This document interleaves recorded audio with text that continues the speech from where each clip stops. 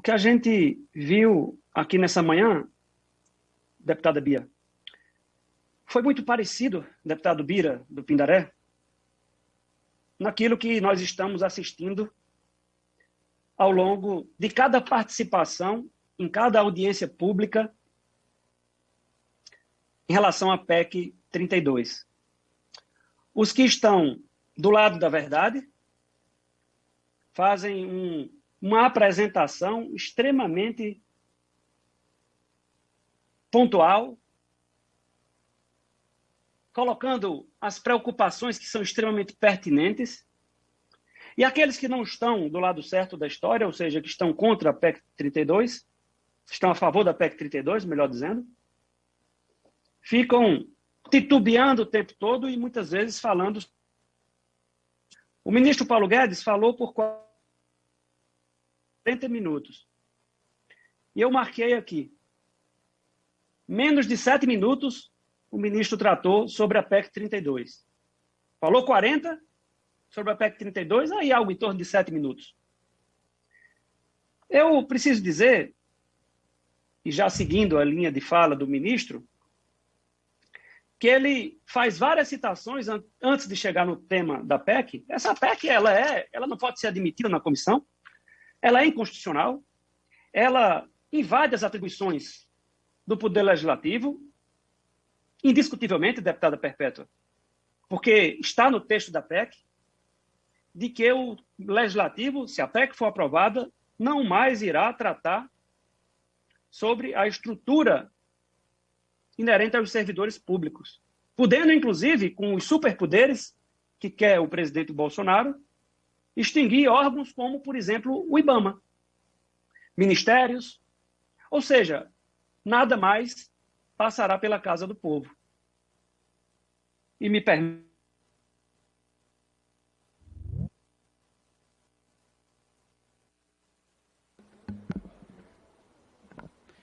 Senhor presidente? Deputado, pois não. Eu não sei se... Agora já estamos ouvindo bem.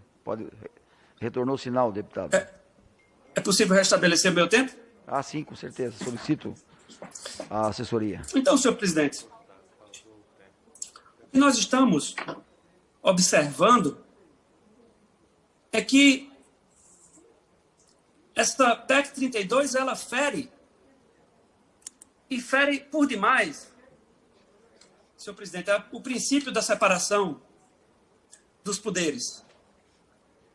Isso é algo extremamente claro e que a gente observa exatamente nesse sentido em que o texto da PEC solicita superpoderes ao presidente da República. Ferindo, é claro, senhor presidente, cláusula pétrea. Eu preciso dizer que é impossível que a gente possa, enxergando na fala do ministro Paulo Guedes, que a gente possa comparar os servidores da Noruega com a realidade do Brasil. Quando ele diz que os servidores nesses países se utilizam, por exemplo, de metrô como transporte público. É uma realidade completamente diferente. A realidade do Brasil é outra. Outra coisa, quando o presidente ataca os servidores, e o fez em 2019, quando chamou os servidores de parasitas, isso é de uma injustiça tremenda. Porque foi agora, senhor presidente, em 2019, quando o setor privado teve que parar, quem sustentou o Brasil? Quem sustentou o Brasil foram os servidores públicos. Graças a Deus ele elogiou o SUS. Mas os servidores públicos, que estão sim, não é verdade, ministro? Eles estão inseridos na reforma administrativa. A reforma administrativa muda de forma injusta, equivocada, e eu posso até dizer irresponsável, as regras atuais. Eu preciso também dizer que participei ativamente da fala do ministro Paulo Guedes na época da reforma da Previdência. Me lembro quando ele dizia que o preço do botijão de gás ia cair pela metade. Naquela época, o botijão custava mais ou menos R$70. Iríamos ter um botijão de gás de R$35. O que foi que aconteceu? Hoje nós temos o botijão de gás a mais de R$100. E pior do que isso, famílias inteiras, aqui no Nordeste, substituindo o botijão de gás pela lenha. O litro da gasolina está impagável. Bateu a casa dos R$5. Dizia que se a reforma da Previdência fosse aprovada, que nós teríamos uma diminuição no preço do dólar, que o Brasil ficaria acreditado. Infelizmente, essas coisas que são ditas em 2 anos de governo não aconteceram. Qual é o projeto que o ministro Paulo Guedes e o presidente da República podem anunciar para o Brasil? Na agricultura, nas obras estruturantes, áreas hídricas, por exemplo, obras hídricas. Não tem nada na saúde, na educação. Queriam destruir o novo Fundeb, se a gente não tivesse forçado a barra, nem teria passado na Câmara dos Deputados, no Congresso Nacional, o novo Fundeb. O auxílio emergencial foi a mesma coisa, presidente. Queriam que fosse de R$200 no ano passado. Enfrentamos e conseguimos que fosse de 600 e pôde chegar, inclusive, a R$1.200. Agora foi de R$150. O preço dos alimentos, o quilo do arroz.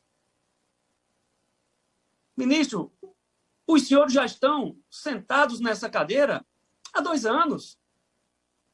E dizer que a PEC 32 não muda, muda sim. Por exemplo, um ponto, era bom que o ministro falasse sobre esse ponto, que é a abertura dos cargos que hoje são ocupados exclusivamente pelos servidores de carreira, pelos servidores concursados. Se a PEC 32 for aprovada, abram bem os ouvidos. Os políticos vão poder participar dessas indicações. E por que foi feito dessa forma? Para evitar interferência política, para garantir a qualificação daqueles que já estão ocupando aquelas funções. Vai ser a volta do verdadeiro trem da alegria. Então muda, ministro, vamos falar a verdade.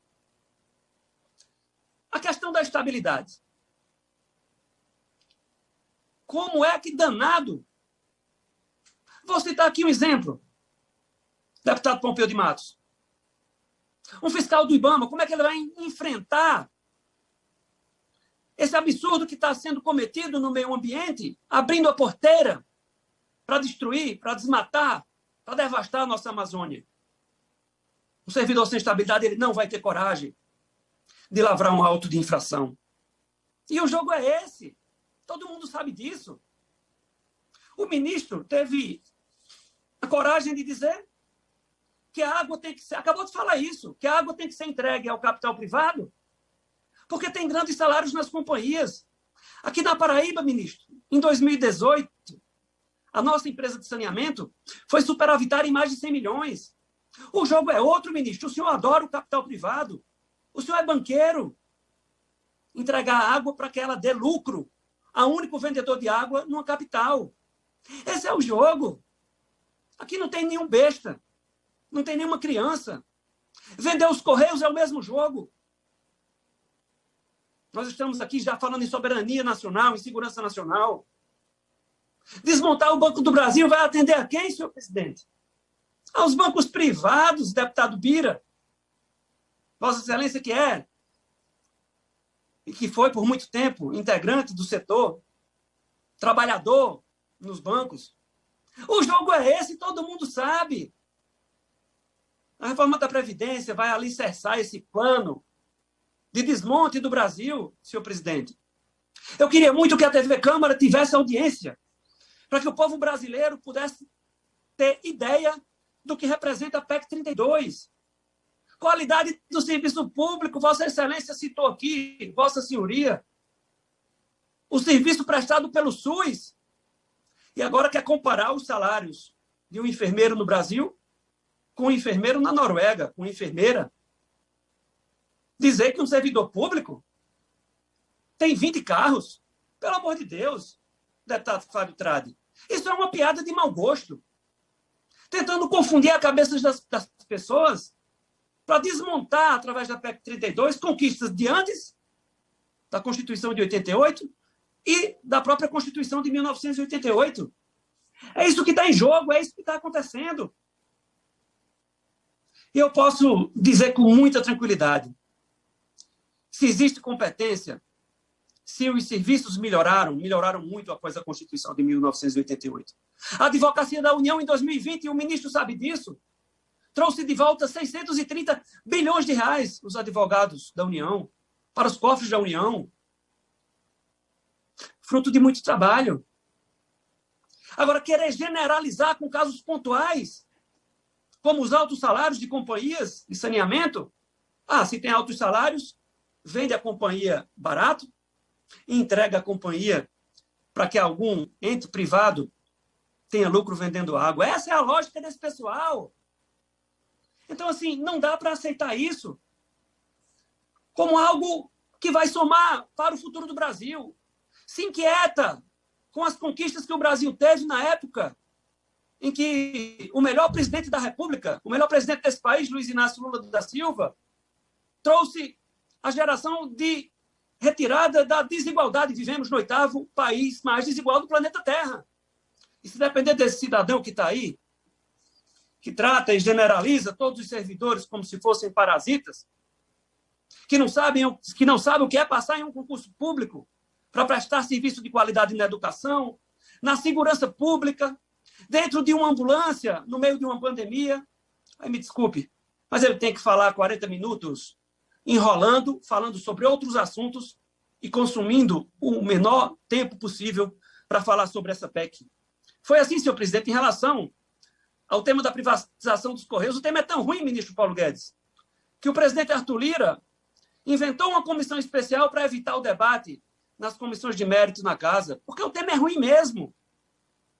Não existe nada de bom que a gente